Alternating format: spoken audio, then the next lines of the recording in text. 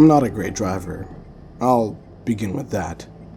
I hit curbs, run over cones, and can find any pothole in a 10-mile radius. I'm a safe driver with a bad depth perception. Yeah, I think that's my main problem. Maybe that's my problem. I just can't see that well. I feel sick every time I think about this story, and I'm just nauseating thinking about it now, so I'll just start. It happened 2 months ago while I was driving to my grandma's house. And you see, my grandmother was having her annual Christmas lasagna dinner party with our extended family a few days before, and dinner was always served at 7 p.m. I wasn't feeling all that great from a cold I had, and was planning on coming later if the cough medicine made me feel any better, which it did at around 7:30 p.m. So I hopped into my little Mazda and started driving down the dark and winding roads towards the house. My grandmother lives about 45 minutes away, and about 30 minutes of that are isolated 2-lane dirt roads without streetlights, with thick forests on either side of the road. It's a bit of a scary drive to take by yourself, but I was home from college and really wanted to see everyone, so I turned on my favorite true crime podcast, grabbed some tissues, and set off. Anyway, I was about 20 minutes away from my grandma's house when the road turned to dirt and the only thing I could see were within a small radius of my headlights. Sadly, the giant pothole on the side of the road was not in the small radius. My car dipped down to the right side abruptly. I let out a surprised yelp and crept for another 3 feet before my tire completely deflated beneath me. I don't like these roads. They give me an eerie feeling of not knowing what's inside those woods. Being an avid true crime junkie, I knew not to get out of my car, or at least, I didn't want to get out of my car. I then called my dad, who was at the party, to come and get me because I had blown out another tire and was scared. My sweet dad said he'd be there in 20 minutes, and he told me to turn off the car so I don't waste any gas. So I pulled out my phone and waited by, scrolling through Instagram. I was lucky I even got through to him. I only had a single bar of service and it was going in and out. So as I waited, I kind of just aimlessly scrolled through my phone, like the screen junkie I am. But then I saw something out of the corner of my eye.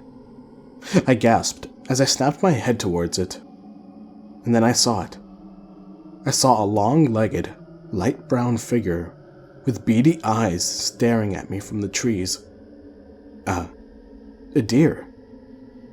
Oh, okay, it's okay. It's a deer, but it wouldn't stop staring at me, so I turned away, kind of weirded out by it all. So I continued to go on my phone, trying to focus on Doodle Jump, when I see movement in front of my car where my now turned off headlights used to be. The deer is just standing there. Then it begins to circle my car. I can barely make out the figure as it slowly walks in an elegant slow pace around my sedan, but in the overwhelming darkness, I can see its head stays focused on my vehicle.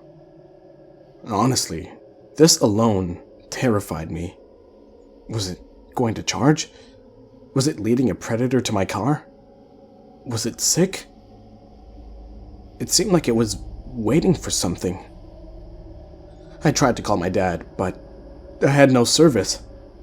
All I could do was wait and continue to stare back at the deer. It seemed too intelligent for a deer, or just too calculated. Just circles for a literal 20 minutes. 20 minutes doesn't seem long, but it's an eternity when you're terrified. I didn't see it in its entirety until my dad's headlights came up on the hill and lit up the road. In front of my car stood not a deer, but a naked, wide-eyed man covered in light-colored mud, on all fours, poised like a deer. My dad didn't see the lit-up face of a beady, insane-looking man. Instead, he just saw a deer. By the time my dad pulled up next to my car, I was sobbing, and before he could even stop all the way, I threw open my door and jumped into his car, yelling for him to drive. I couldn't stop screaming.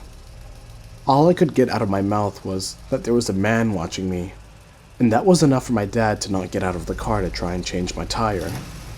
So, we just drove to my grandmother's house. No one would believe my man-deer story. As much as I said it was true, my dad saw the illusion that Psycho had made itself to be. The next morning, when the roads were illuminated, my dad went to go and pick up my car and looked at the pothole. My father was shocked. What he saw was a dug-out hole with rusty nails and shattered glass on the bottom, and a single hunting knife sticking up. My dad called the police after that.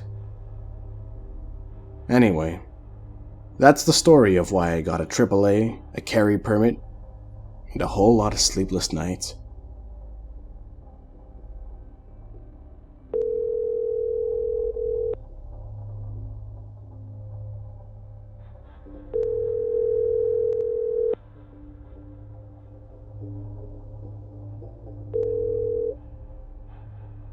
Please leave your message